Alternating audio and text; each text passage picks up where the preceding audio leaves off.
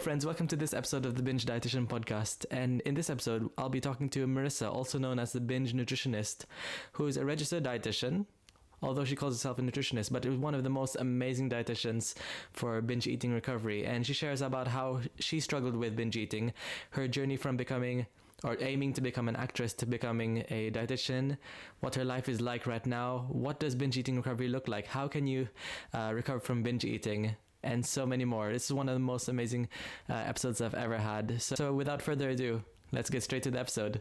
Binge dietitian and binge nutritionist, worlds colliding. Yes.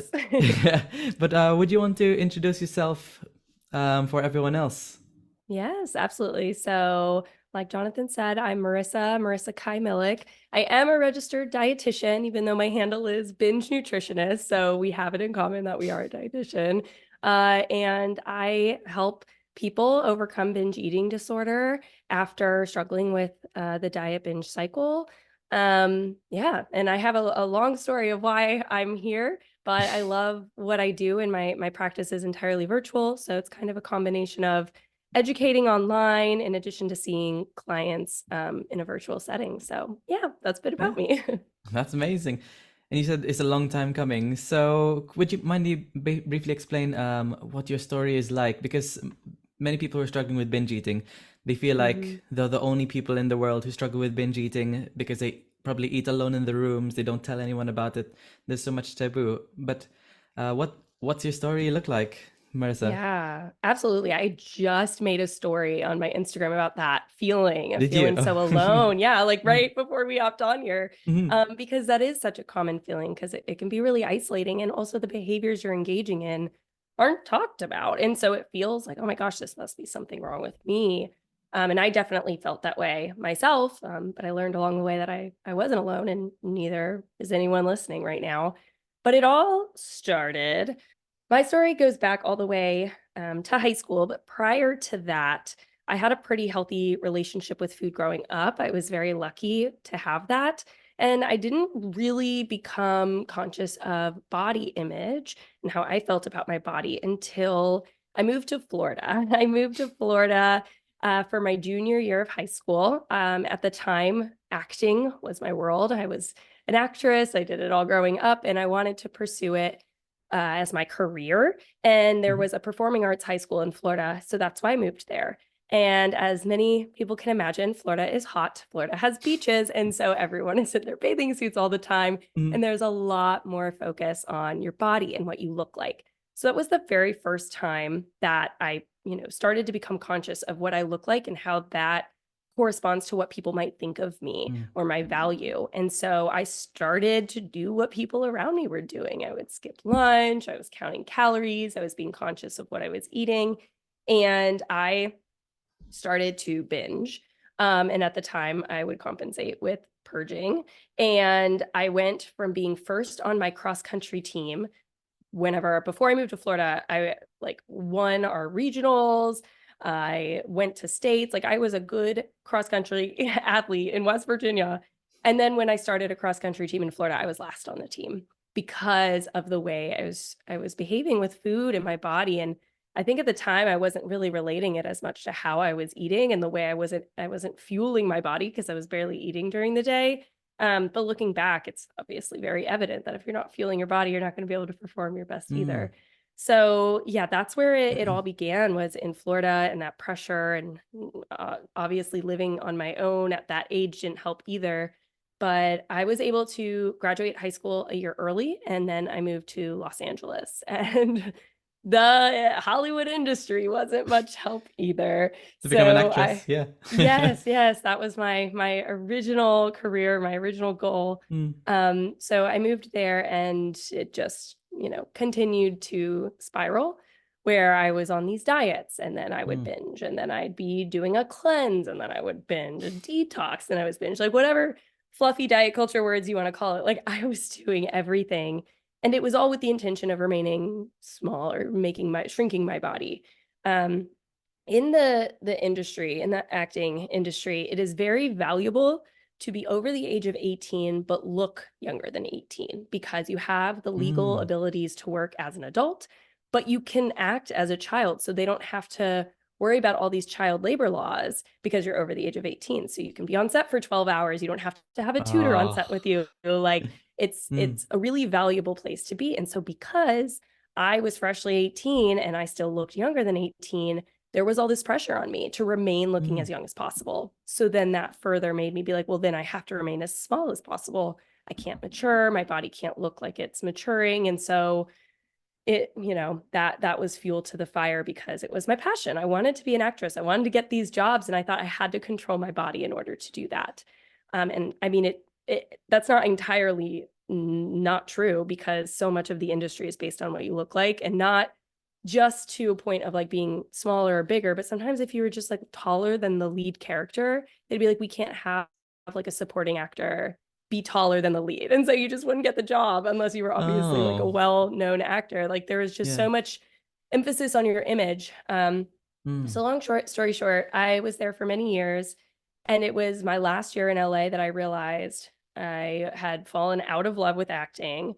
Everything was about what I looked like, and I'd been binging for like 5 years, and I was over it. I was so tired of everything being about food. I mean, I instead of studying my lines for my acting class, I would be like looking at diet books in the library. And I Oh. realized like I Mm. just became obsessed with food, and food became my whole world.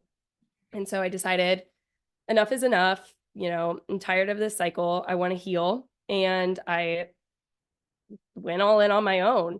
I, at different points throughout my journey, had told different people, and it always got really brushed aside. Like it wasn't taken Mm. seriously. And so I felt really alone in my journey. And so when I started my journey to recovering and breaking the diet binge cycle, restrict binge cycle, when I started it, I was alone. I felt really alone, and I realized nobody should have to go through this alone. Like this is really hard, and I wish I had somebody to help me. And it just lit this new fire in me to become that person for others. And so that's when I decided to leave LA, go back to West Virginia, where I grew up, and go to college there to become a dietitian so that I could do honestly what I'm doing now, which is help other people overcome binge eating. So Wow. yeah, there was a walk down memory lane. That's my Yeah, history. that's crazy about it's crazy about the well, I was gonna say diet industry because that's automatically the thing that pops out of my tongue. I mean the acting industry, because Mm-hmm. you don't see those supporting roles where there's someone taller.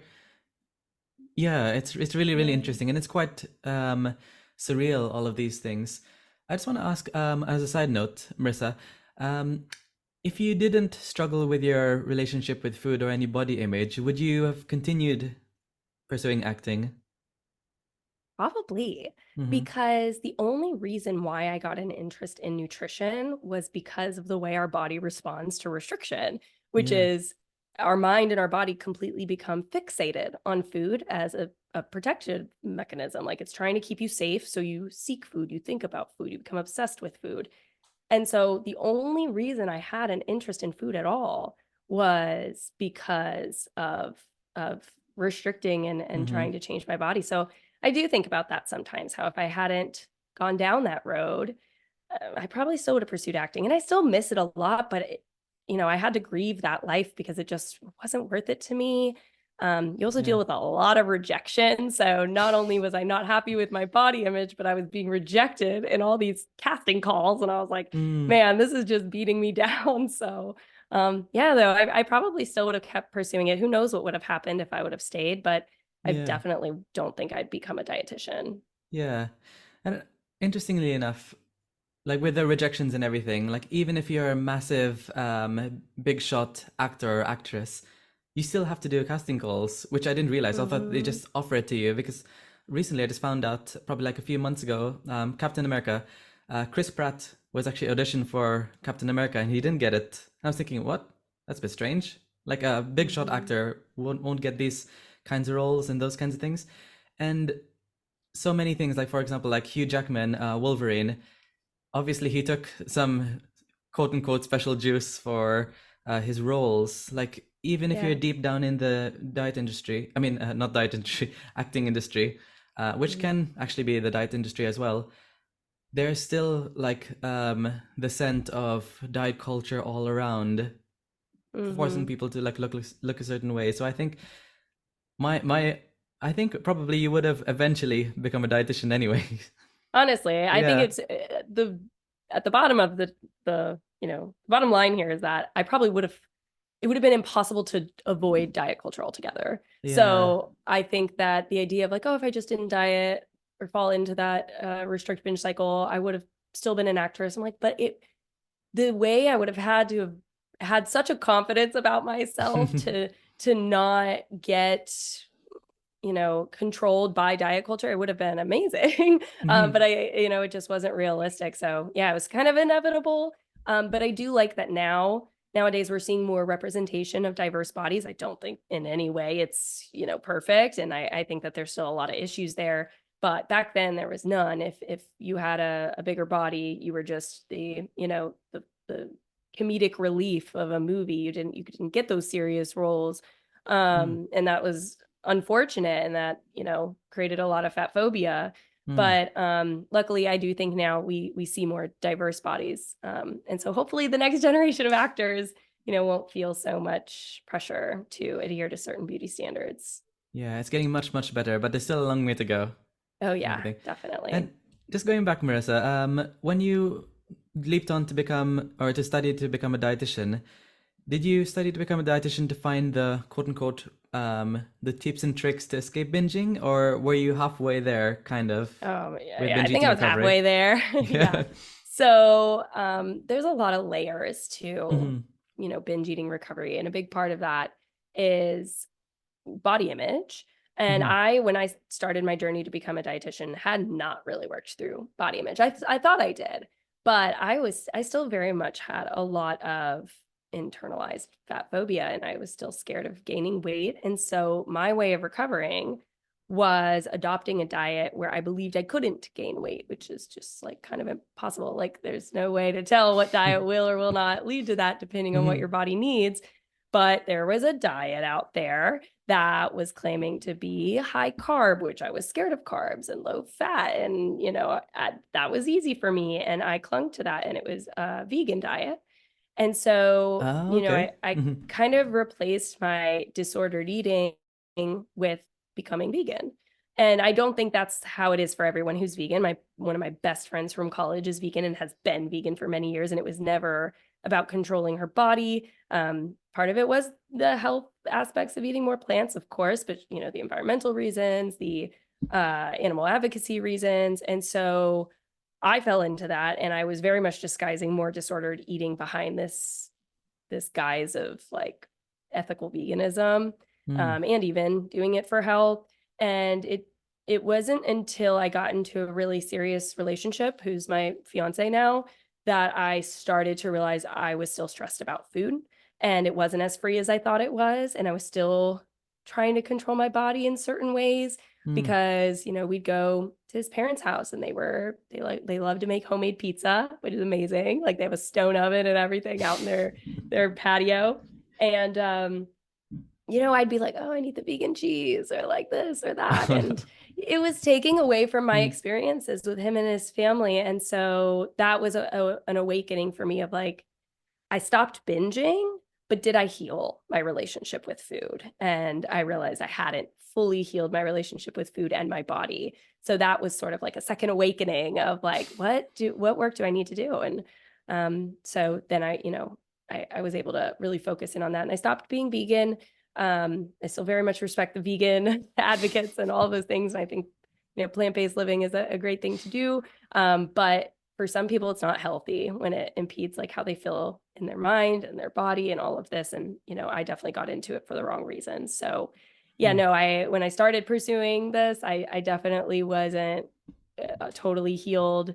I knew about intuitive eating, that's what helped me heal. But when I was in my dietetic training, most of what I focused on was around plant-based eating and veganism.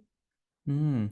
Even here in the UK, like, or at least where I studied in Plymouth University here in the UK, they don't actually touch on body image, coping mechanisms, Nope. or the binge restrict cycle. They touch in it at least for us, like for just one lecture, like, oh, here are the types of eating disorders, this, this, this, but they don't Mm-hmm. actually go through like you have to do this to escape the binge restrict cycle. You have to do this to overcome anorexia. This Yeah. not much in the mental. It's more like IBS. Have this. Avoid this. Yeah, It's it's like the very medical conditions that take yeah precedent for sure.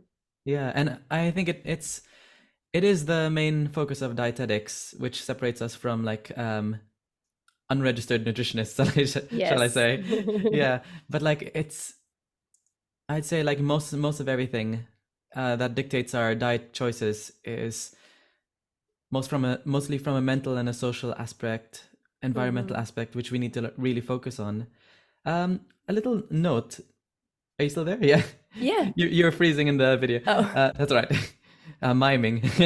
So in your back then, looking back in your YouTube videos, you're doing vlogs of you being like a vegan, and there's one title that said like you're starving to becoming spiritual. Like Hmm. what was your mindset back then when you were doing vlogs for actually what made you want to vlog in the first place? Oh my gosh, that goes even further back. I've been making videos on YouTube since YouTube was a thing, pretty much. I always made Mhm. skits. If you go back far enough on a different channel that I have, you can find Oh, all of okay. these just like funny videos from when I lived in LA. Like Mm. I made a lot of skits and like comedy videos, just like sketches and fun things. Mhm. So I've always done YouTube for fun. And then I've also consumed a lot of YouTube. So I consumed a lot of vloggers. And so I started filming my journey to overcoming binge eating. And also when I started to discover veganism, I privated a lot of videos because there were a lot of things that I had out there that I still very much didn't agree with. And so I've privated a lot since then. But, I just started sharing a lot about my healing journey to inspire others and to help them feel not so alone. Like I experienced this where I really felt alone at the time. There wasn't a lot out there, discussing binge eating. I'm pretty sure most of the education I got were from like deep forums in the internet on like Reddit, which is not reliable or, Oh yeah, no. evidence-based by any means. But like I couldn't find anything to tell me what to do other than I read the intuitive eating book, but that's Mhm. not even focused on binge eating disorder. So there are parts of it I could take, but then there were also parts of it I had a lot of questions about, and I didn't have anyone to guide me. So when I started to kind of figure it out for myself, I started to open up about it online and vlog my journey to recovering to hopefully inspire some others. Mhm. Yeah, I mean it's amazing to look back at.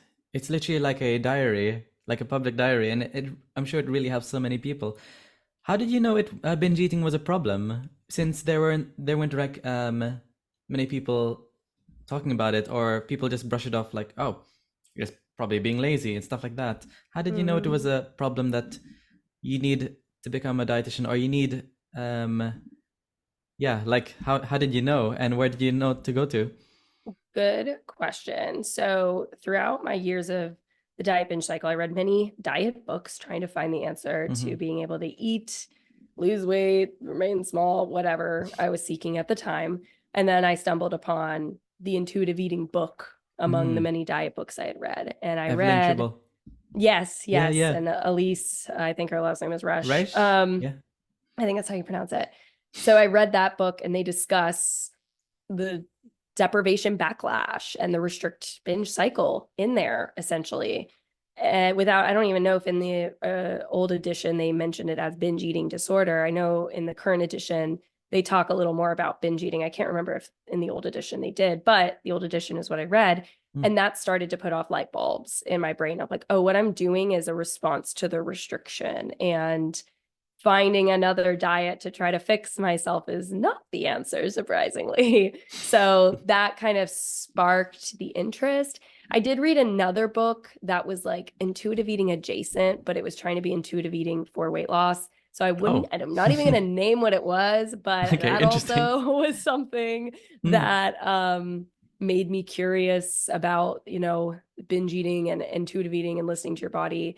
And so, yeah, that sparked the interest. And then, the internet was a thing. It was like 9 years ago. So I was able to Google, find different, forums where people were talking about these behaviors and I was able to put a name to it. The time I did, I was still purging as well. So I was like, oh, it's bulimia. And so that's kind of the route I took. But my recovery was still the binge eating, recovery route because that was what was the biggest issue. Mm-hmm. Yeah. And with the intuitive eating book, what did you take away from it? Like, what did you find out? Like, okay, what did you find out was wrong, and then what did you find out like you needed to do? Like, what was the flip switch moment? Yeah, that's a really good question. I think the biggest thing was I realized I had to stop restricting. I Mm-hmm. had to stop placing limitations on what, when, and how much to eat. And that was scary. And I think the only reason I was able to really adopt that really quickly was because I had this false promise of you're not going to gain weight if you do it when you're vegan. And that was just from finding people on YouTube who were talking about this certain vegan diet, being able to eat as much as you want and not gain weight. And like, I can recognize back then, like that was very, that's not the intention behind recovery. And that can actually keep you from recovering if you're so scared of gaining weight. But I also, in the book read about set weight range, and that gave me hope that like, even if my body changes right now over years of healing, my body will find its natural set weight range. It might be where I am right now. It might be, bigger than I am now, whatever it is. Like I have to trust that my body will get me where where it needs to go if I'm listening and healing. And that was really hard to grasp. But at the end of the day, like I kind of took a lot of what the intuitive eating book said as 100% fact for me in a positive way, because it really was. But I was only able to do that because I was at rock bottom where I was like, enough is enough. I'm willing to do literally anything to stop what's happening, because I was binging so much. And, binge eating is so exhausting and painful. And even trying Yeah. to diet is like mental gymnastics, it's emotional. I was just tired. And so that gave me that push to be like, well, okay, I'm going to try this. I'm going to stop limiting myself. And I don't know if those are still on YouTube, but I did document some of like, oh, I just ate an entire carton of ice cream, but, I'm trying to heal and recover my appetite. And so it's okay. And trying to really work through those mental barriers as well. People are gonna be like finding those videos and everything. Yeah, Like, I know. yeah. Like, it's still on the internet. If it was off or if it wasn't there, then, I can't, or if Yeah. it is there, I can't expect people not to find it. So Oh yeah, I yeah, yeah. pretty much, I've pretty much privated all the ones that I feel like aren't helpful. Although if you can imagine me 9 years ago, there are still things probably that I say that I'm not like, oh, 100%. That's what I would say today still. Also, I was untrained back then. Yeah. So just sharing personal anecdotes, but yeah. Yeah, put a disclaimer because actually, if you were an actress, like you probably might have been cancelled for keeping those videos out for the things you might say. Oh yeah, It's, they probably wouldn't have hired me, right? If I was an actress and I mm, started posting those videos, let's say somebody went to hire me, it's like, oh yeah, you got the job, you have the part, and then they looked me up and found those, they'd probably say you either have to take them down or you can't have this part, because they don't want that sort of negative publicity like circling a yeah. space, because people can misconstrue things online. But yeah, no, if I continued that route, it would have been interesting. Although nowadays there are actors and actresses that came from YouTube, so it's a little more accepted now. So it just Yeah. kind of depends. I do know though, this is total side note. Charlie Puth, the singer. I was literally thinking the same thing. I was about to Oh my say gosh, it. that's Yeah, so you funny. go you Yeah, go on.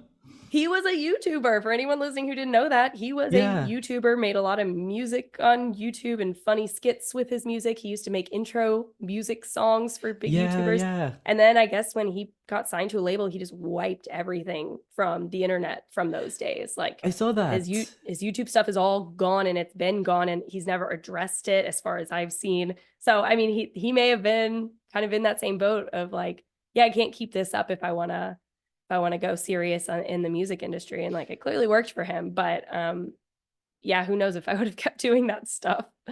Yeah, absolutely. I mean, I the first video I saw was him like doing a cover, this piano singing "Chandelier" by Sia, his cover, and it was like amazing.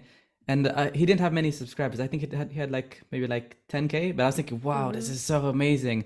And then like a week later, I came to look back at the video, and I was like, oh, it's gone now. Where'd it go? Yeah. Like, did he delete it just for no reason? And then I'm glad he became quite mainstream with See You Again and all those kinds of things. What? Yeah. Yeah.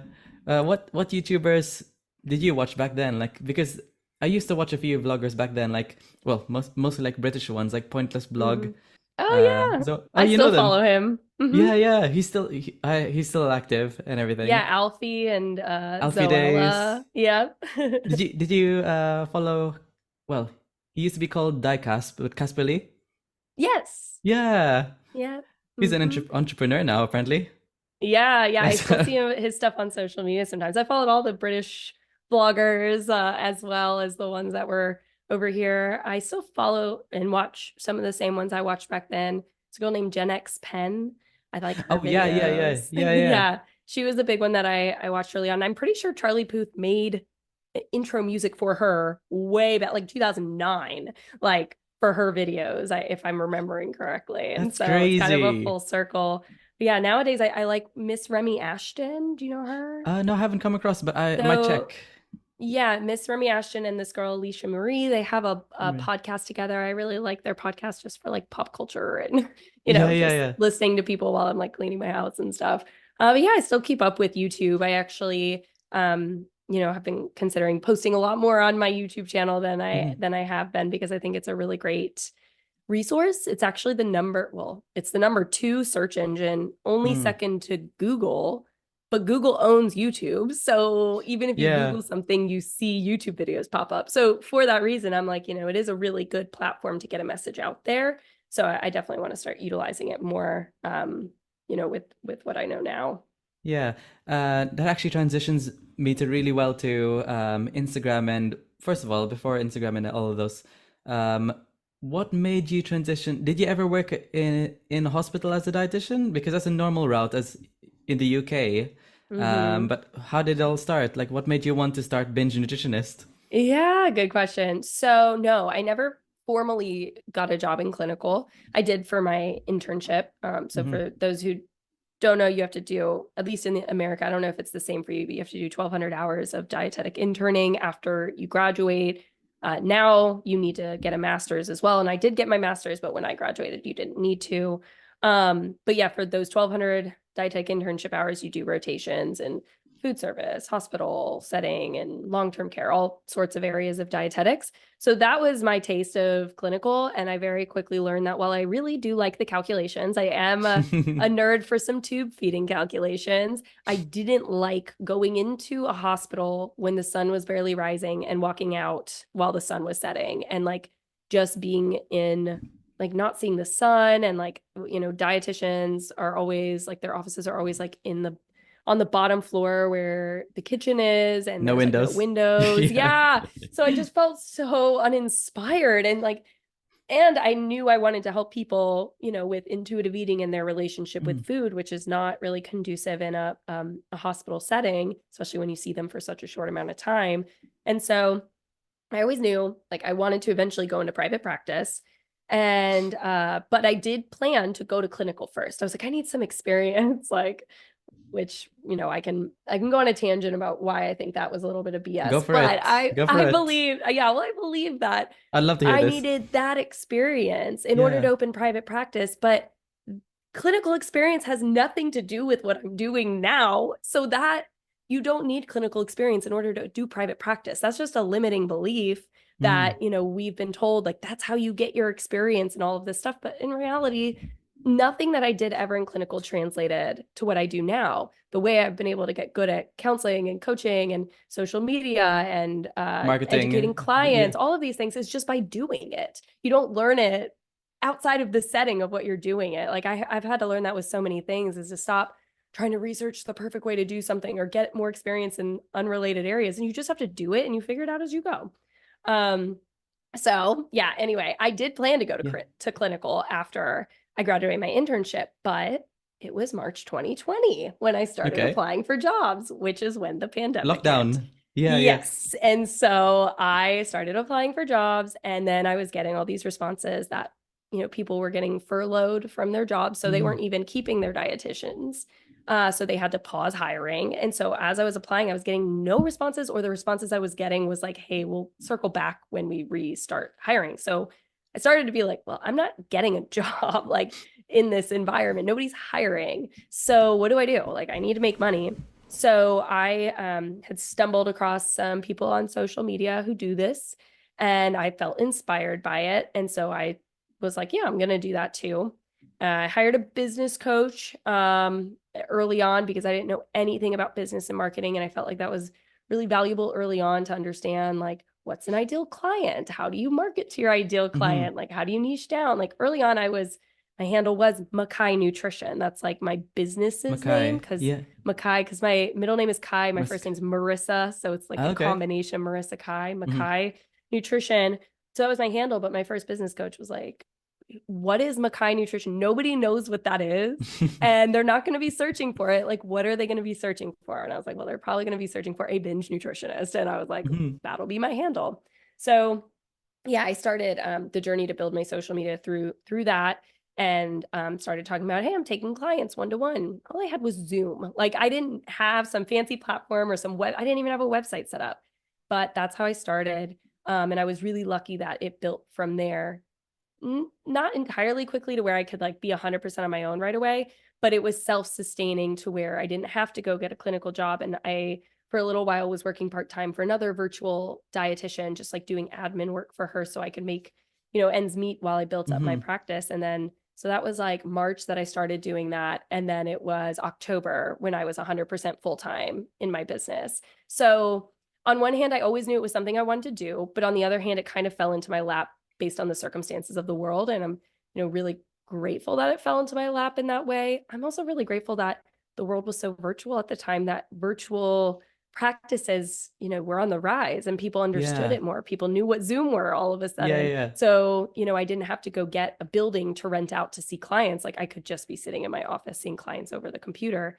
So, that was also helpful as well. I think it was a really unique time to start a business in a way that was positive for my business to open. But I'm really glad that I started my business then, and it's, I've continued to do it because I really like it. Do you feel like you have to be a certain kind of person to start a private practice? Because there's so much learning. There's like some people have never heard of an email list before. Some people never heard of an ideal client.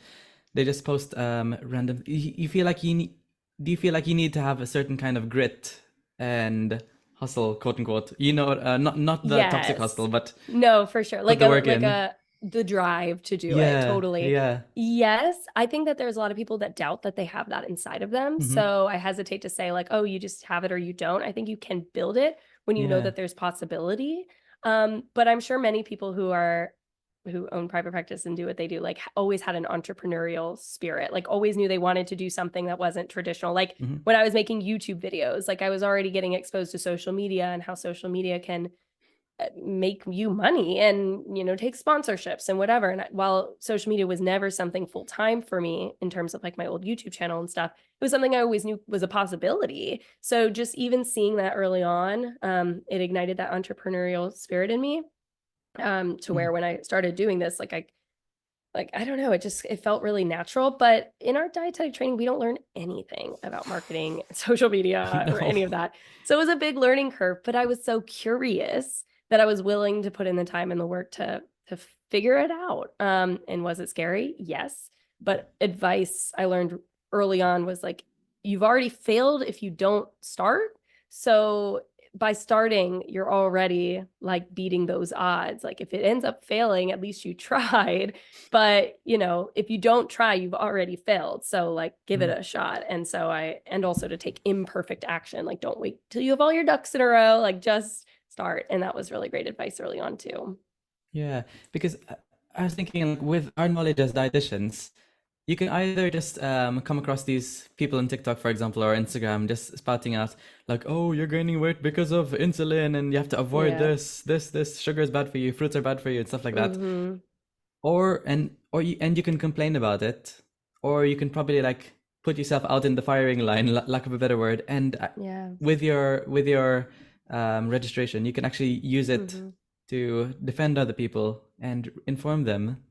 Yeah, that was another thing that helped me get started early, is that in March when I started, I hadn't done my board exam yet, and that was holding me back. I was like, well, I'll start posting on social media, but like I won't, make it this big thing, or like start, marketing any sort of services that I have. And somebody close to me at the time was like, you are going to take your board exam. You're already far more educated than half of the people out there on the internet spewing misinformation online.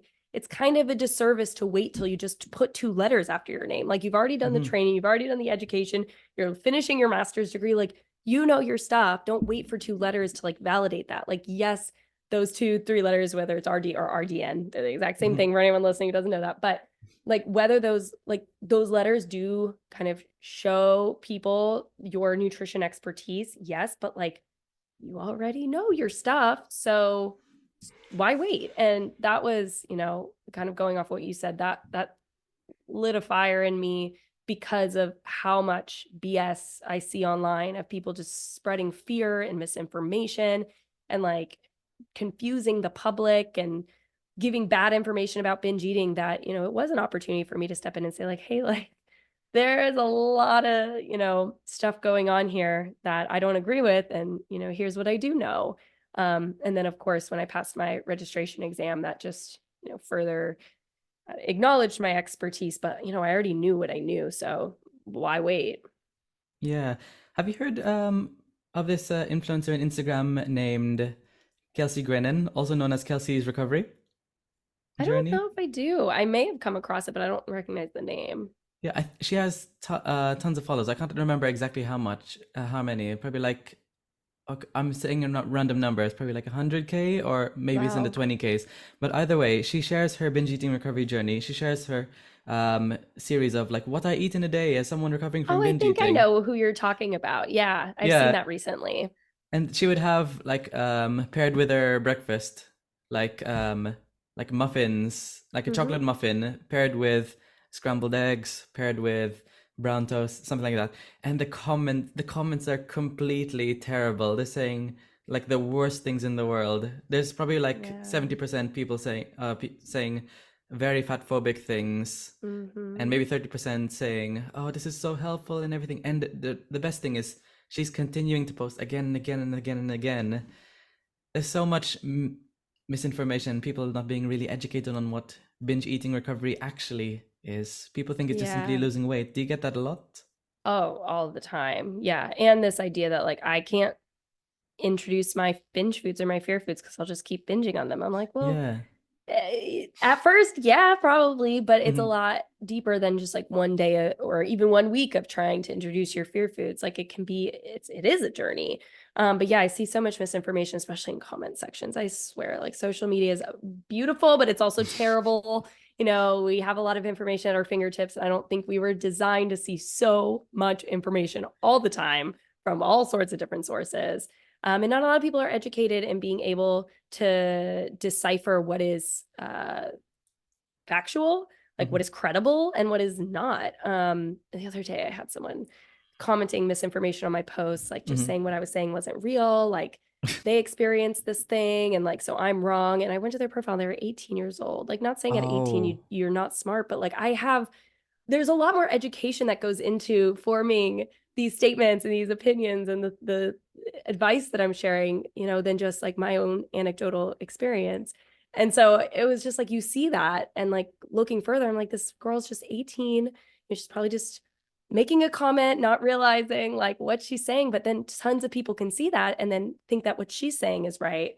And it's just a snowball effect of misinformation being spread. And so, yeah, I see a lot of people commenting on my things, but then also like coming to my practice and thinking like, I just need to stop eating these foods and I can't. Like, how can you just help me stop eating these foods and so I can lose weight? And I always say I wish I had like a magic light switch that could just switch things around for you, but unfortunately I don't. The Mm. solution isn't sexy like diet culture is, and I'm gonna give it to you, straight, but it's not gonna be pretty, but then you'll find binge freedom. And that's, what I try to encourage people. Like, it's hard and it's not simple. It's not A plus B equals C, but like it is possible to recover. And so that's what I just try to spread the message around, Yeah. when there's so much other information out there. Because of your amazing following in Instagram, do you ever, because you get tons of comments, does it ever like niggle you? Like, oh, that bad comment actually like affected me mentally. Well, not Here, just one, but many of them. Does it get to yeah, you? here and there. Hmm. The other day there was one that I got into a deep hole with, to where I was questioning. Mm-hmm. myself. But I think, I mean, as a professional, health professional, I think we should always be questioning ourselves and looking into up-to-date research, being Yeah. open for our opinion to change. I think that's very, that's part of our ethics of being a health professional. But even in sharing, like, oh yeah, like I know science is ever changing and things can change. These people were saying that I'm pulling back on my stance. I'm not confident. I'm not, whatever. So it can get in your head because you start to question like your own value. But I'd say for the most part, it doesn't, because I am firm in my values and I Mm. know the amount of people I've helped and who this experience is for. And I also know the nuance that like I'm not for everyone. My content's not for everyone. Mm. So if somebody comments on my page something that they're like largely disagreeing with me on and it's not something I align with, I usually reply like, I don't think my content's for you, and that's okay. Like if I see somebody like a bodybuilder commenting on my post saying like, no, I can't eat that food, I'm like, this page is not for you. This page is for people who struggle with binge eating. You can keep scrolling. So usually that's helpful in moving on from it. Mm. But yeah, I mean, it definitely can get in your head at times and it can suck a lot of energy out of you. But early on, I started therapy. And so Okay, that's I've learned a lot of coping skills for it. okay. I think it's really, really important to have that, just to feel firmly grounded. Yeah. Yeah. Yeah. Well, early on, there was like definitely a wave of people online getting canceled and a big wave of cancel culture. And Mm. it made me really fearful to where I was, every time I posted something, I was scared, even if I knew what I was posting was factual, like I could list citations. I've seen it in practice. I've experienced it myself, and that it was rooted in my values. Like, even if all of those things were ticked off, I was still so fearful that by pressing post, like it was going to get misinterpreted and I was going to get canceled. So I started therapy for that very early on and was able Really. to kind of help with that mindset, because I know what I'm doing is good and I didn't want to stop doing it just out of this fear of what could happen. Mm-hmm. So yeah, that's definitely been helpful. I think, it can be scary when you're putting yourself out Mm. there to the public, but I know that it's for a greater good. Absolutely, and you're helping many, many more people than you could ever could. Just putting yourself out there. Yeah, I mean, that's where I say social media is beautiful, but it's Mm. also, terrible, because like I grew up in rural West Virginia. There was not a dietitian in my town. There was Oh, not, I don't really? even think if Really? there's still an eating recovery place in West Virginia, like at all. I think West Virginia University is starting one, or they have one that's in connection with like one of their health programs at their university.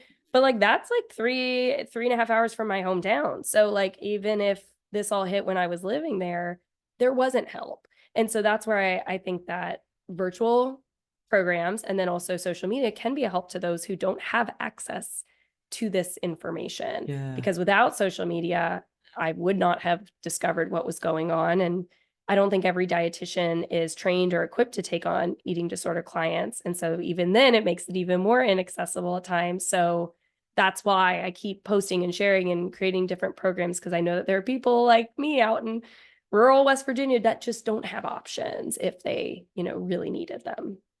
And I think one of the main things is also on top of that, I just want to add that like binge eating, there's so much taboo. If you just spoke to like your mom or your dad or someone you live with, they sometimes might not understand. And it's not that they're not being mean.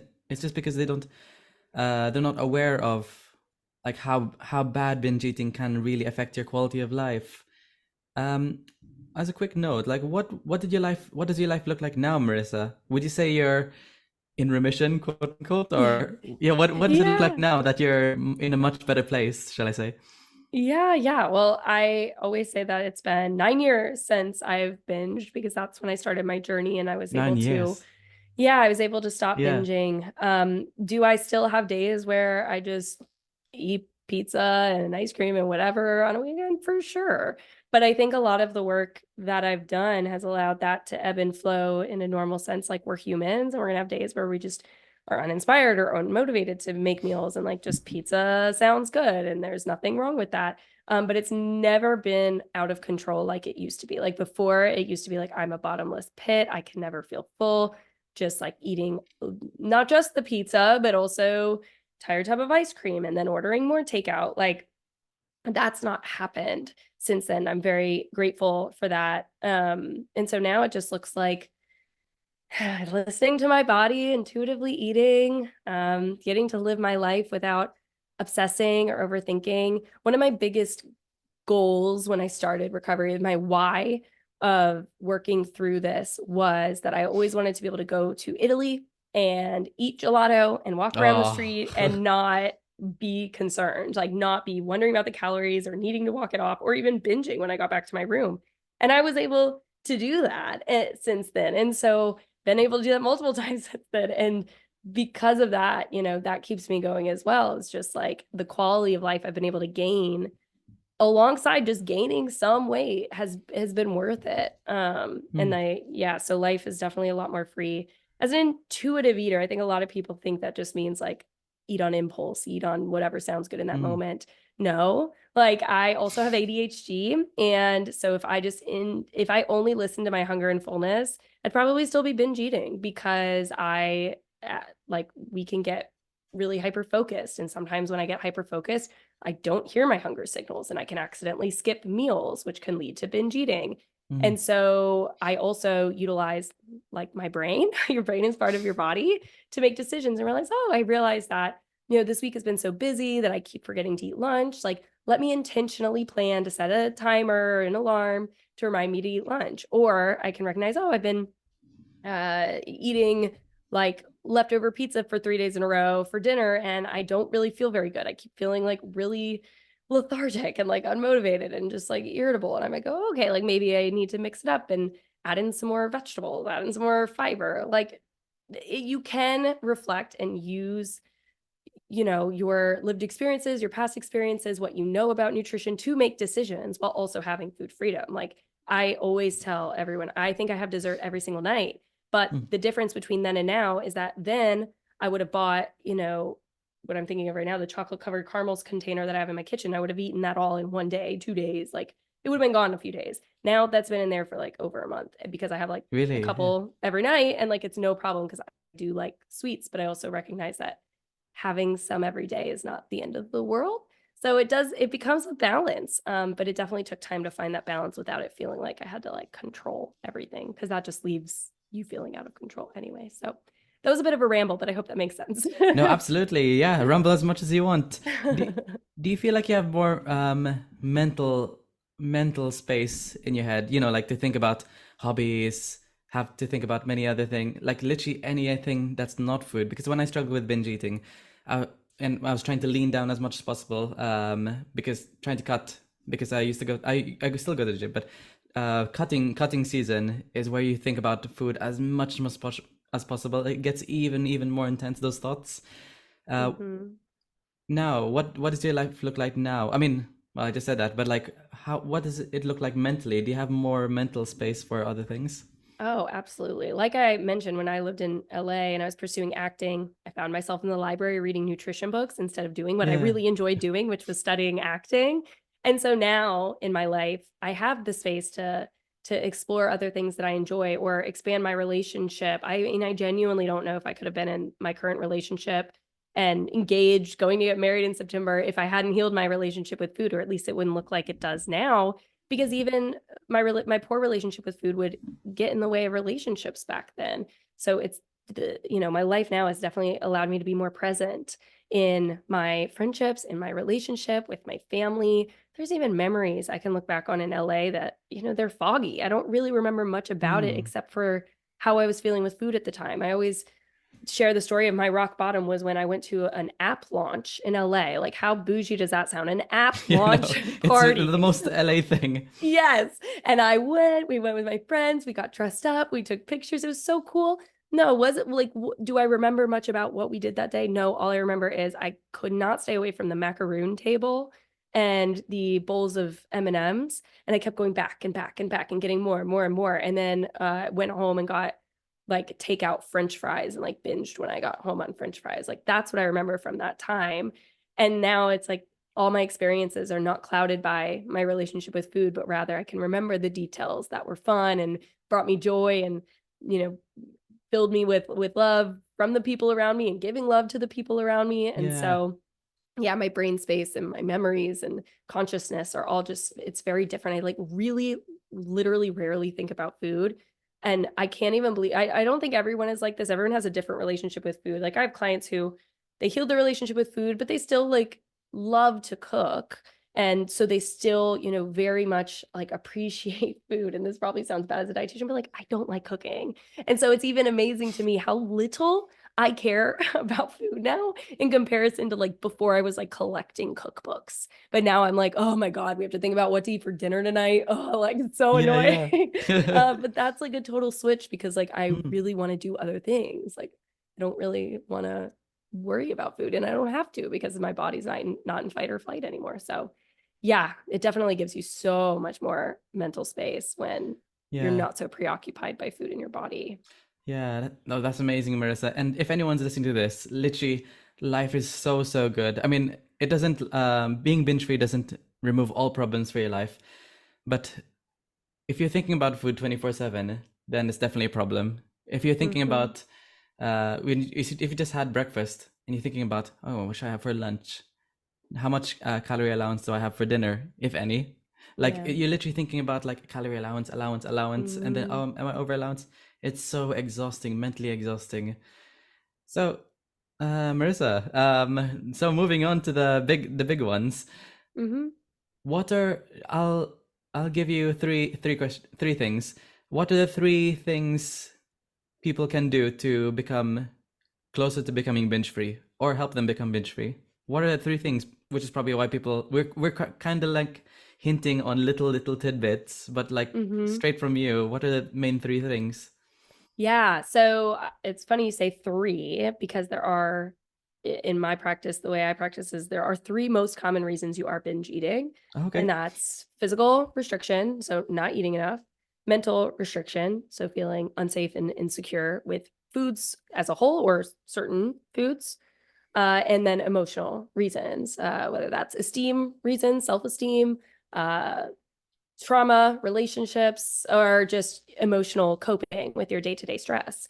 So, if you can hone in on those three areas of your life and look at where there might be things that are not meeting your needs, then you can find your answers. So, for me, it was on a combination of all three. For most people, it's a combination. So, for me, that looked like, okay, I got to start eating more and I have to start eating more consistently. I used to do intermittent fasting also a long time ago. And so I had to break that. I had to go, I have to eat breakfast, lunch, and dinner because I'm binging in the evening. So I have to start front loading my day by eating enough earlier. So focused on eating more and eating more consistently, listening to my hunger to the best of my ability early on. It's really hard early on because your Hmm. appetite hormones are really dysregulated, but doing Yeah. that to the best of my ability. And then breaking food rules. So that's the mental restriction side of things, challenging the food police, being able to go from, oh, I can't have this sweet because it's bad for me, to a place of, it's okay to eat these sweets. Sweets are a part of life. We have taste buds for a reason. I'm allowed to enjoy sweets and move on. I am Italian. And so I think about people in Italy and all the times I've visited and the ways in which dessert can be accepted and celebrated and part of tradition and connectedness. And so I just always would reframe to, sugar's not the devil. Like it's okay to eat and enjoy things and move on. It's a lot of reframing my mindset around food and Hmm. also reframing the way I spoke to myself. Instead of being like, see, you couldn't do it, you can't trust yourself. I frequently would say to myself, it's okay. You're learning to heal your relationship with food. That will include hiccups, but I can move on. So it was a lot gentler and giving myself more grace of like, oh, I can't go from binge eating all the time to not binging overnight. So it's okay. Even the most seasoned cyclists fall off their bikes sometimes. Like it Hmm. happens. Especially when you're learning early on, you just have to get up and keep going.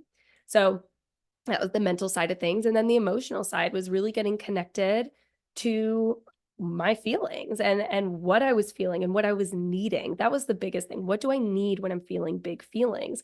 Because, frequently I just feel an emotion and then either stuff it down, stuff it down, stuff it down, and then it would explode, or I'd feel the emotion, but then it would just keep repeating itself over time because I wasn't really meeting whatever need was presenting itself at those moments. So Yeah. if it was, oh, I keep feeling shame about something, I wasn't addressing the shame. I was just saying, like, oh, like, okay, this will pass. Like, I'll get over it. And yeah, that can be a coping skill, but it's definitely a short-term coping skill. And so I had to really dig in. I started therapy, started reading more about psychology in order to help myself get more connected to my feelings. But I will say a little like asterisks by that would be, Mm-hmm. don't blame your binge eating entirely on your emotions early on, because Mm. that can make you miss the fact that your body's needing food or you need to overcome food rules. Like so many of my clients come to me and say like, I'm an emotional binge eater. And when we look at them deeper, like we look at their behaviors deeper, I'm like, yes, your emotions are part of it, but at the core here, you're not eating breakfast. And then when Mm. there's, candy in the break room at work, you're feeling guilty and shameful if you take one. You're telling yourself, no, I can't, no, I can't, no, I can't. And then you get home from work and you binge on a box of Cheez-Its, right? Like there was not eating enough and mental restriction on top of, Mm. yes, emotional difficulties. But, think about it. If we're hungry and we're also emotional and we try to meditate, our emotions aren't probably going to come down very much. And then we're still going to need food at the end of that. So that's why Yeah. we have to make sure we are feeding ourselves enough, and it will become easier to regulate our emotions. So kind of in the order I just shared, that is really not that anything is one step at a time entirely or even linear, but that's kind of the hierarchy that I see in binge recovery. Is like, you have to first make sure you're eating enough. Like that's the foundation. Second, you need to create safety and security with food. And then third, work on your just emotional connectedness and regulation and self-esteem and body image, those sorts of things. So yeah, that's kind of the three things that I would share with the audience today, to just bring your focus into a little bit and get curious to what might be going on in your life. Yeah, there was a video that you made probably a while back, which really stood out for me. It was one of the videos about like reframing your mindset about white rice, because me coming from a Filipino background, we used to have rice for every single meal. Sometimes on special occasions before exams when I was younger, my mom would make like garlic fried rice with hot dogs, with eggs and corned beef to really, really help me feel the reward early and have a good mood right before the exam. So many people in the Philippines, when I grew up back then, they think that white rice is bad. If you want to lose weight, if you want to get stronger in the gym, you have to replace all that rice with sweet potatoes, which most people don't really have, because potatoes or sweet potatoes are quite a European thing. So people try to avoid white rice. This video that you made really reframed the mindset on white rice for me a long, long time ago. You talked about like how about the blue zones, how like people in Japan, for example, they eat the most amount of rice, but then again, they don't really worry about their relationship with food. They don't focus too much on like binge eating. On top of that, they also like do lots of tai chi, lots of mindfulness, and Mm-hmm. it's part of the community to eat regular meals. It's quite a Mm-hmm. communal thing to just eat 3 meals and several snacks throughout the day. And I was Yeah. like, wow, that really reassured me, reframed my mind about white rice. Yeah, I'm so glad. Yeah, I use the cultural examples a lot in my practice Yeah. because we're in a very like westernized society where we are hyper aware of nutrition and there's a lot of misinformation out there. But at the bottom of the day, blue zones are the areas where there's like the longest lifespan. And so if you look at those blue zones, they're not eating sugar. They're not eating white rice. Some of those blue zones thrive on white rice Mm. exactly, like specifically. And what can we attribute that to? Well, they're eating a variety of foods. It's not just like they're just living on those things, but foods like sweets are still part of their relationship with food, because food is not just about the nutrients. Food is, like Yeah. we stated, connectedness and culture and tradition and all of this. And when we almost hyper focus on the minute nutrient values of just foods that give us pleasure, that makes it worse. That makes us stressed. And so a lot of those areas in the blue zone, their quality of life is just better because they live a lower stress lifestyle. Yes, they move their body. So that definitely attributes to it. They eat fruits and vegetables and meat and fish and dairy, whatever. But they don't exclude these major foods because they're quote unquote processed or bad for you. Also, the difference between white rice and brown rice is like minute.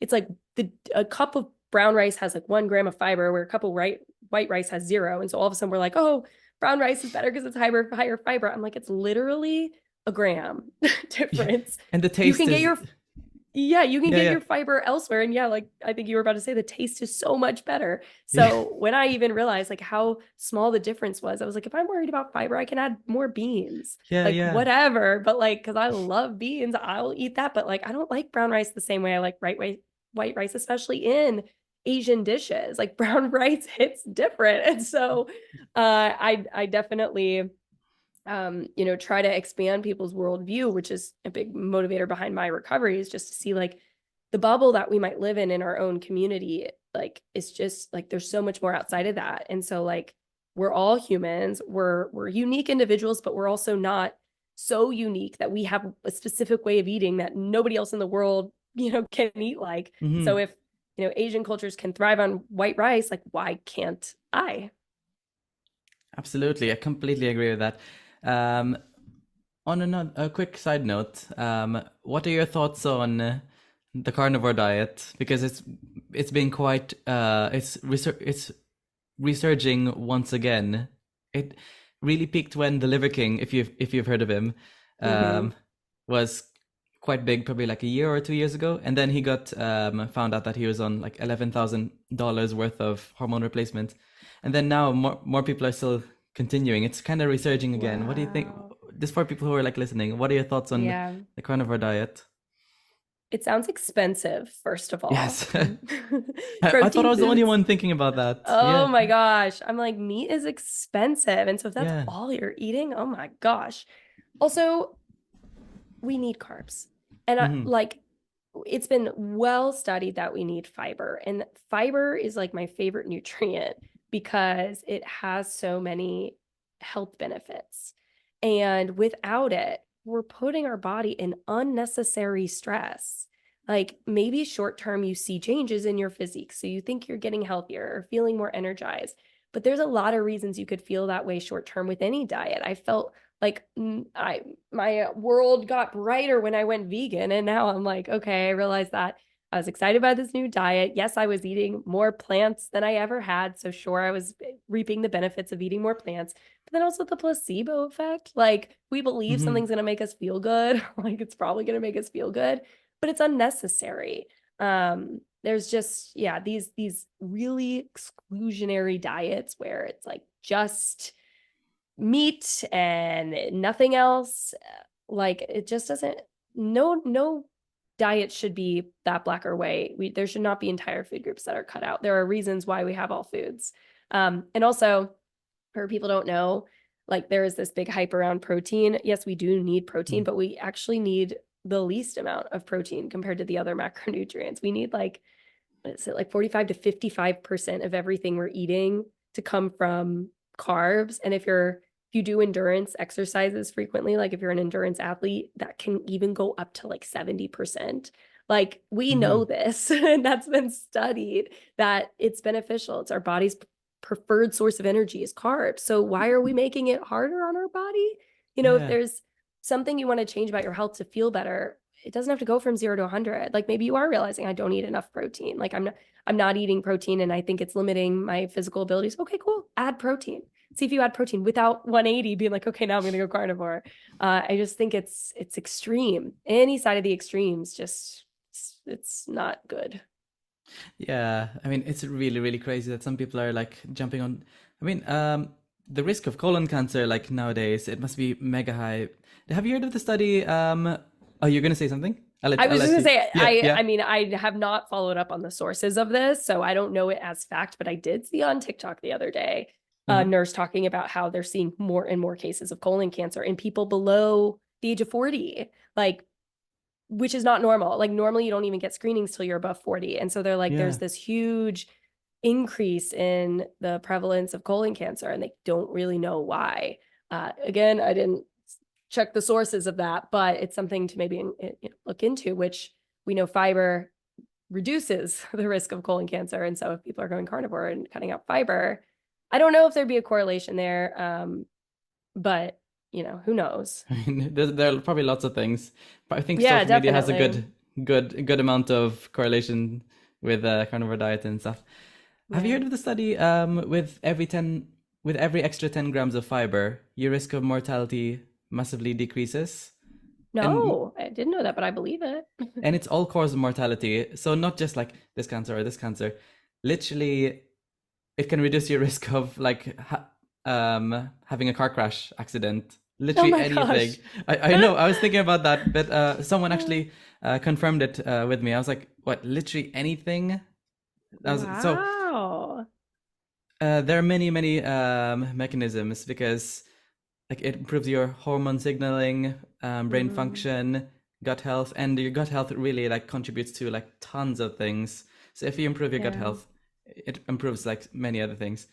But Yeah. Yeah. maybe that was a bit of an exaggeration about the car crashes. But maybe Well, it did it could all even just be cause related mortality. to it can even just be related to the recovery if you do get in a car crash. Like I don't think fiber is going to Oh, stop you from hitting another yeah, car, but I bet, seatbelt. I could see it being where having more fiber might, set your immune system up and your recovery Yeah, rate up to where maybe you will survive the impacts of that car crash. I don't really know because, that would be definitely a correlational thing. I don't know if we could ever see yeah. causation of that.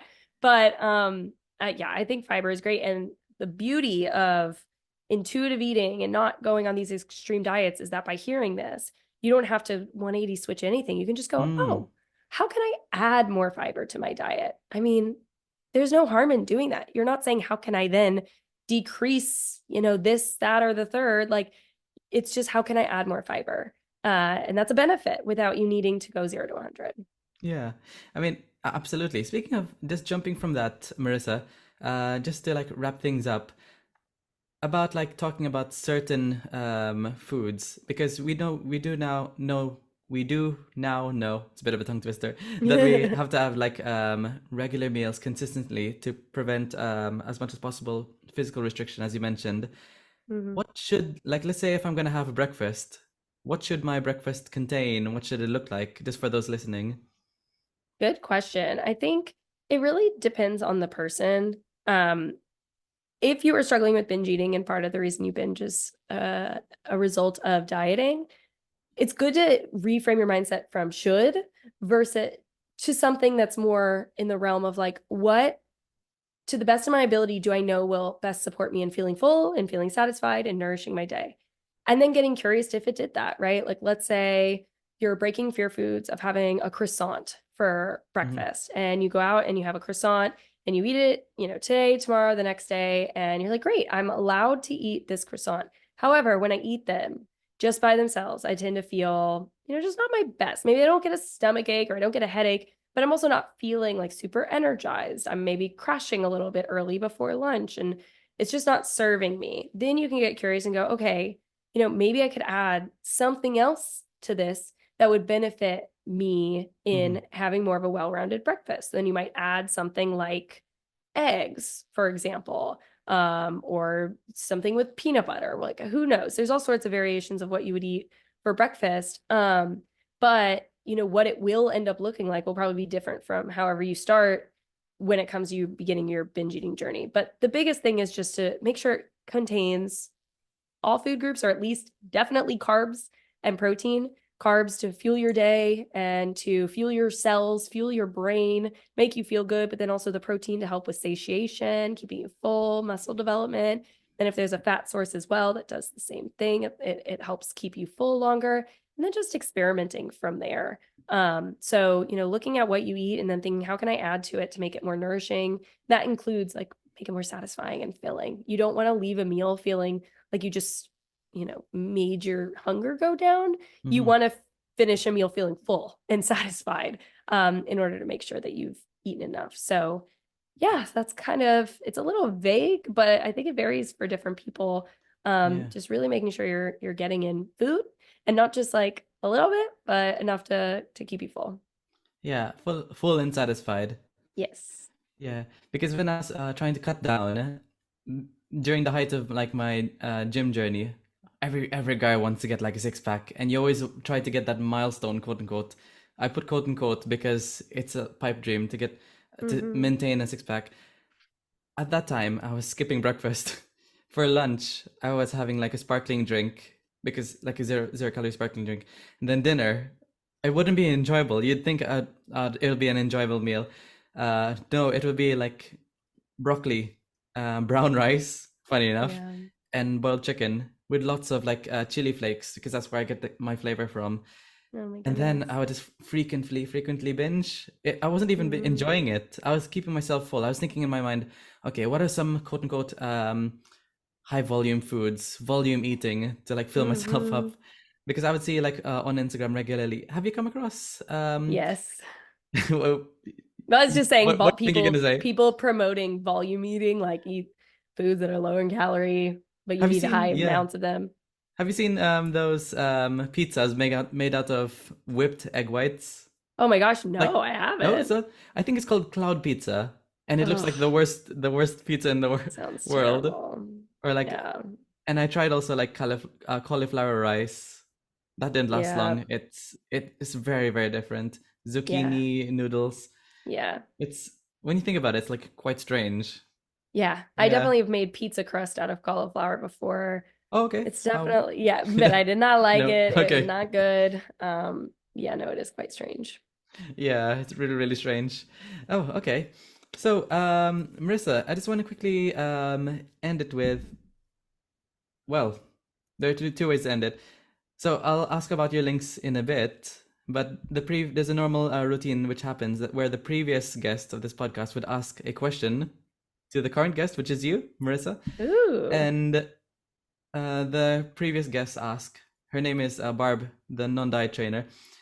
What is your favorite childhood game, Marissa? Oh, that's a great question. What is my favorite childhood game? I gotta think about this for a second. First thing that comes to mind is The Sims. I The played a Sims. lot of The Sims. What kind? Yes. Which one? Is it I, SimCity or oh Sims God. I One mean, Two? I played them all. I definitely love The Sims Pets. Oh, okay. Uh, Yeah, I yeah, used I to have loved that. that one a lot. Yep.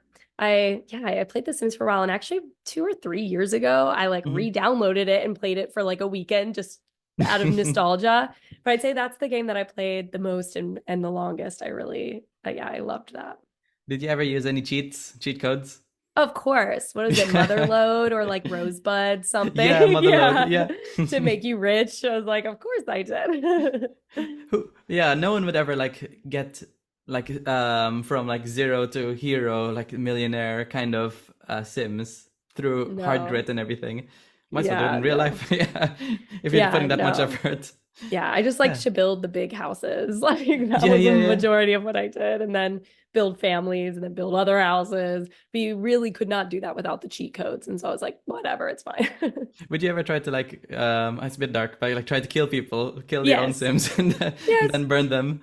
Yeah, you take the ladder off the pool and they drown. Yeah. It's terrible. But yes. But well, messed up kids. Yes, yes. I only did it back then just so I can like become a ghost and just like, well, like, this is really cool and everything. Yeah, no, the Grim Reaper would come. Yeah, Totally. yeah, yeah. Yeah, yeah. But no, I loved all those games in the game. Roller Coaster Tycoon. Oh yeah, I love that. Yeah, I could Yeah, play you'd that. build roller Yeah, coasters. I love those kinds of games where it's more Yeah, like marketing based and then you build up, build up. yeah, Yeah, yeah. it's so No, it was addictive. fun. Hmm. All right. So, Marissa, what's the question you'd love to ask the next guest? Good question. It could literally be Hmm. anything. What is your morning routine? Oh, okay. Because I Morning just am routine. so curious about other people's lives. And I'm like, what do you do in the morning? Has- Like almost like, what's your morning routine slash like what gets you out of bed in the morning? Okay, and just want to quickly bring it back to you. What is your morning routine, Marissa? Well, maybe I'm asking because I need ideas, but I'm just kidding. Um, my ideal morning routine is waking up. I mean this probably is different than a lot of people, but I like to Mm, watch a show in the morning. It really does help me get out of bed. It's like looking forward to a show that I like couldn't wait to see the next episode of. So sometimes I'll put that on while I eat breakfast and drink some coffee and chill. Um, on weekends, like those are my ideal morning routines. I'll like go for a walk on this mhm. trail nearby. Sometimes I'm definitely like that, don't do it all the time. But yeah, that was yeah, I like slow mornings. You know, I don't wake Yeah. up at 5 a.m. and do work out or any of that stuff. I like to wake up probably an hour and a half before I have my first obligation and just kind of putz around, sometimes read. If I'm reading a good book, I get so excited to read that book in the morning. I just read a book that was so good. It was called The Golden Couple. So if anybody's listening to this, Golden go Couple. read The Golden Couple because So I it's could not not an put it down. it's not a diet book. No, it is, I mean, Yes. a fiction book. And that's something Oh, I okay. recommend to everyone here is like sometimes you get to a point in healing your relationship with food where you're reading even all of the intuitive eating books and all of the anti-diet Mm-hmm. books and listening to all the anti-diet podcasts. And sometimes you just need to like escape that world for a second and like Mm. read something just for fun, like do something else. Like your goal is to live a life that's not consumed by food. So like, what would you be doing if you weren't? And so, a couple years ago, I started picking up reading fiction books again. And I'm not an avid reader by any means, but when I pick up a good book, I cannot put it down. And that's how I felt about The Golden Couple. So, when I have a good book, I like to read that in the morning. I love coffee. Usually just have 1 cup a day that I usually don't even finish. I find it cold at some point throughout the Really? day. Because Just get rid of it. they say people with But ADHD, they it really benefits your coffee, but you just have 1 cup a day is enough for you. yeah. I do take ADHD meds, so it's also probably part of it. If Mm. I drink coffee after like 2 o'clock in the afternoon, I can't sleep. Even if I'm really Really? tired, I like Yeah. cannot sleep. I'm really sensitive to caffeine, but I love the taste of coffee. Um, I even have decaf coffee sometimes, like if I'm feeling like it's 3 o'clock or so, and I'm like, oh, it sounds like it would taste like it just tastes good. Like sometimes it's just really cozy. Yeah, So yeah, I might make yeah. myself a cup of decaf coffee, but yeah, I mean, I've had a variety of morning routines. I know I've kind of rambled about them, but I will say for anybody listening who has ADHD, you know how hard it is to wake up in the morning and get yourself moving. I mean, it is so hard to get out of bed. I don't know if I'd call it a hack, but it kind of is a hack that I created for myself. Two Mhm. hacks, really. One is to set one alarm in my room, which is usually my phone, and another alarm out somewhere else in my house on my iPad. Really? So it's kind of So like a 5 minutes later one. So that way, if I haven't gotten up, I force myself to get up. Then I used to go back into bed. So then I hacked it again there's this website called Focusmate, and it focus. is a website for body doubling, which is essentially co-working, where like you get Hmm. scheduled with somebody who also wants to get something done at the exact same time as you. So you get over this video call with literally a random person in the world, and you do, you it's like an accountability buddy and you both do something. And like you can set it to like certain genders, like if so females are listening and they're like, I wouldn't want to get matched with a random man, like Yeah, totally yeah, understand. yeah. You can do like females only, and I've never had a bad experience with it at all. So I started to then schedule an appointment on Focusmate for like let's say I want to get up at 7:30. I'd Waking schedule up. an appointment. Yeah. Really? Do you think that's early or late? Because No, no, it no. I thought depends. you were thinking about focus mate about like getting on with work related stuff. Oh, But I didn't know yes, about like no. waking up. Oh, no. So that's where I quote unquote hacked. I would Really? make an appointment for my morning routine because I'm so much more accountable to other people that if I have an appointment, I will be there. So I will literally roll up, still in my PJs, hair on a bun on top of my head, matched with some random person halfway around the world who's like working on their PhD thesis. And I'm like, I'm just waking up and I just need to make coffee, write in my journal for a little bit. And that's why I'm using this. And it's always been good experiences where people are like, hell yeah, that's awesome. But yeah, I was just like, I need an accountability buddy for waking up in the morning. And so I started using Focusmate for that purpose. And you can schedule them for like an hour, but you can also schedule them just for like, I think 20 minutes is the shortest one. So I would always do the short one for Yeah. those purposes. Honestly, now that I'm thinking about it, I need to do it again, No, but it's something I'll I'm revisit. writing it down right now. Actually, focus mate, because I need Oh my that. gosh, it works. It really works. So that's part of my morning routine sometimes is hopping on a Focusmate call because it just feels like it keeps me more accountable to waking up in the morning. And I will say, and not to circle this back to intuitive eating, but like this Mm. is kind of part of intuitive eating. People think that intuitive eating lacks structure. Like you can't set up quote unquote hacks for yourself or like systems or strategies or planning, but that's not at all the case. Intuitive eating just allows you to learn that hey, that's something that I need in order to get out of bed and have a good day. And so I'm going to set that up for myself. Same with meals for the week. I Mm. pre-plan what I'm going to eat for dinner every day, not in a diet way, but in a way where that allows me to low stress, go into the evening knowing what I'm going to cook, having the ingredients here and being able to make it without overthinking it. And that's a system I set up but it's an intuitive decision. Like I made it based on my past experiences of every evening, me and my fiance meeting in the living room going, what do you want for dinner? I don't know. What do you want for dinner? I don't know. It just drove us nuts. So we pre-plan on Sundays. So yeah, that's kind of how I think about all of this stuff, is that through intuitive eating, I adopted like non-judgmental curiosity about what I needed to best support myself in all areas. So when I kept sleeping in, instead of shaming myself for it, I understood the context that with ADHD, it's like really easy to just snooze your alarm and go back to bed. But then B, that, I need a system to get me up. And like, as much as it sucks sometimes, it's okay for me to set up those systems. And I think without the curiosity, I just would have stayed stuck in the shame of like, oh, you're lazy and you can't get up.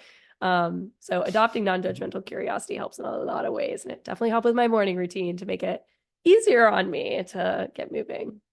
Well, you call it a hack, but I call it a hack. I'm gonna use Focusmate anyway. Yeah, I that's use it for amazing. work too. Like there's admin things I don't like to do, like emails, which is exactly why we ended up connecting over Instagram, and I missed your email because I'm just really bad at emails. No, that's right. No, But sometimes my inbox will get kind of big and I'll go, oh, I yeah. just really need to do this. So I'll schedule a Focusmate session, and I will put, like, when we get on the call together, usually you just say to your partner, like, what are you working on?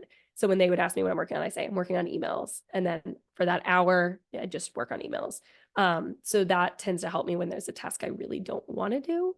And it's so great. I don't know who came up with it, but I love it. Can you do like last minute, like last second, like Focusmate? Like let's say I literally want to do something right after this podcast. Can I schedule someone like in 30 seconds or Yeah, something? you can. Really? I don't think like right to the next moment, but like you could say, like right now and where I am, it's 3:24. So you could go in for 3:45, and it's just a Okay. matter of if you get matched with somebody. Like Yeah, there might yeah. not be someone available who wants to also do it at that time. But I think the only time I've ever not matched with someone was when it was like literally in 5 minutes. But for the most part, like right now, if I did 3:45, like there's probably a good chance I'd get matched with someone. But you can schedule really far in advance too, to where like on a Sunday, I realize like I really want to set my week up good, like to where I feel good, I feel motivated, I feel energized, I'm like supporting myself.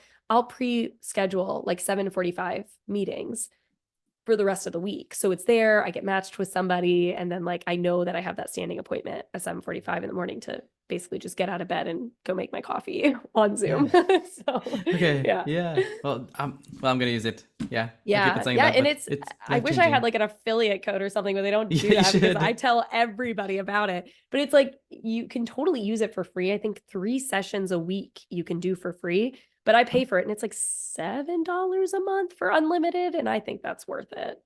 I mean, for like the amount of productivity you can get, it definitely like works it out.